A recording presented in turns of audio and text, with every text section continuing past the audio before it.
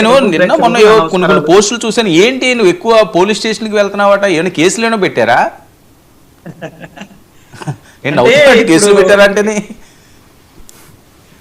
అధికారంలో ఉన్నాం కదా, మనం ఏం చేసినా చెల్లుతుంది అనేటువంటి ధోరణితో కొంతమంది నాయకులు ఈ రకంగా చట్టాలని దుర్వినియోగం చేస్తూ మమ్మల్ని పోలీస్ స్టేషన్ల చుట్టూ తిప్పితే మేమేదో భయపడిపోతాం, మేము రాజకీయాలు చేయం. కరెక్టేనా? అది కేసులు ఏమైనా ఉన్నాయా? కరెక్టేనా నేను చెప్పింది?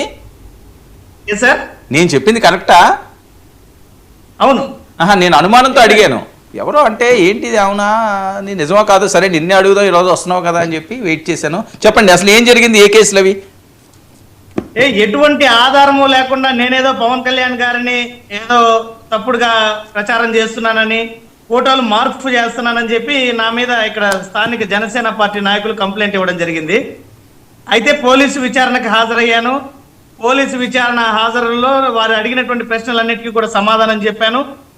ఒక్కటంటే ఒక్క సాక్ష్యం లేకుండా గుట్టిగా నా మీద ఇచ్చినటువంటి ఫిర్యాదుని ఎఫ్ఐఆర్ చేశారు పోలీసులు. నేను అదే ప్రశ్నించా, ఏ ఆధారం ఉన్నా కూడా నన్ను అరెస్టు చేసి జైలుకు పంపమని నేనే కోరాను.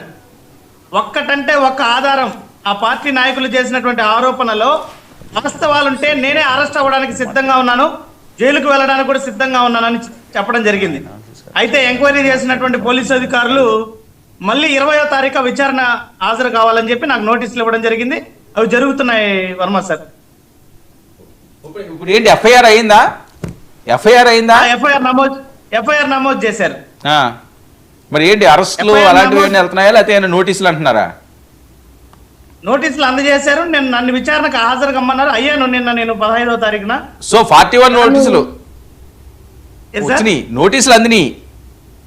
నోటీసులు అందాయి. విచారణ కూడా హాజరయ్యాను. విచారణ కూడా జరిగింది. మళ్ళీ తదుపరి విచారణ 20వ తారీఖు రమ్మని చెప్పారు సార్.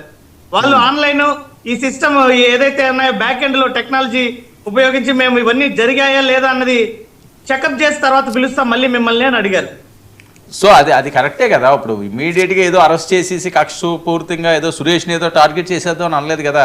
వాళ్ళకి ఏదో వచ్చింది కంప్లైంట్, తీసుకెళ్లారు, మళ్ళీ ఎంక్వైరీ చేస్తా ఉన్నారు, మళ్ళీ పిలుస్తా ఉన్నారు. అంటే ఇందులో పారదర్శకత కనిపించట్లేదా?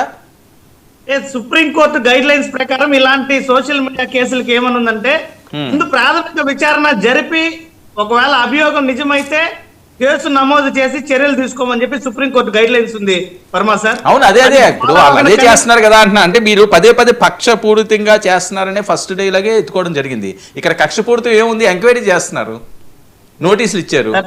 ఇప్పుడు నా మీద ఒక అభియోగం చేశారు. కనీసం నా యొక్క వివరణ కూడా తీసుకోకుండా, సాక్ష్యాధారాలు పరిశీలించకుండా, ప్రాథమిక ఎంక్వైరీ జరగకుండా నేరుగా ఎఫ్ఐఆర్ చేసేశారు.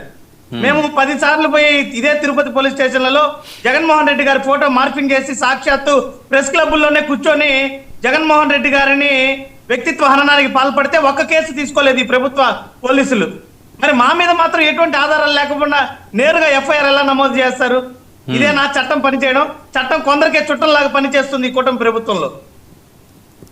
ఆధారాలని పరిగణలోకి తీసుకోవాలి కదా. మా మీద ప్రాథమిక విచారణ జరపాలి కదా. కనీసం సాక్ష్యాధారాలు ఏమున్నాయనేదన్నా చూడాలి కదా. ఒక్క సాక్ష్యాధారాలు ఏదో తెల్ల కాగితం మీద ఒక ఫిర్యాదు రాసిస్తే ఎఫ్ఐఆర్ నమోదు చేసేశారు. ఒక సాక్ష్యాన్ని ప్రొవైడ్ చేయలేదు. ఎవరైనా ఫిర్యాదు చేసేటప్పుడు ఫలానా ఆధారం మా దగ్గర ఉందని ఆధారాన్ని ఇచ్చి కంప్లైంట్ చేస్తారు. అలాంటిది ఏదీ లేకుండా ఒక తెల్ల కాగితం మీద ఫలానా వాళ్ళ పేరు రాసి ఇచ్చేస్తే నేరుగా ఎఫ్ఐఆర్ నమోదు అయిపోయింది. ఇది ఎక్కడ న్యాయం సార్? సో మన వెంకటరెడ్డిని కూడా ఏదో చేసేస్తారు అది ఇది అన్నారు. ఆ రోజు వంశీ కూడా ఉన్నారు ఆ రోజు లైవ్లో. ఏమీ లేదండి, సాయంత్రానికల్లా తను వచ్చేస్తారు, మీరు చూడండి అన్నారు. అలాగే వచ్చేసారు. నిజంగా ఏదో చేయాలనుకుంటే చేయడం పెద్ద కష్టం కాదు కదా. ఇది ఒక వేదన కదా సార్. ఈ రకమైనటువంటి చేయని తప్పుకి పోలీస్ స్టేషన్ల చుట్టూ తిరగడము, గంటల తరబడి కనీసం ఆ ఇన్స్పెక్టర్ నేను కూర్చోవడానికి ప్రయత్నిస్తే నిలబడవయ్యా నువ్వు అన్నాడు. నేనేదో ఒక ముద్దాయి లాగా, నేనేదో ఒక హంతకున్నో దోపిడిదారుల లాగా ఆ ఇన్స్పెక్టర్ నన్ను నిలబడరా నువ్వు ఫస్ట్ అన్నాడు. ఈ రకంగా ప్రవర్తిస్తుంటే ఏం చేయమంటారు సార్ ఈ పాలనలో? కనీసం విచారణకి వెళ్తే విచారణకు వచ్చానని కూడా లేకుండా ఆయన నన్నేదో నేరుగా ఇతను ముద్దాయి అనే లెక్కలో ఇతనే దోషి అని ఆయనంతటా ఆయనే నన్ను నానా విధాలుగా ఆయన మాట్లాడడం జరిగింది. ఈ రకంగా మమ్మల్ని వేదనకే కదా ఇదంతా. సో పవన్ కళ్యాణ్ గారి మీద అనుచిత పోస్టులు పెట్టారని అంతేనా?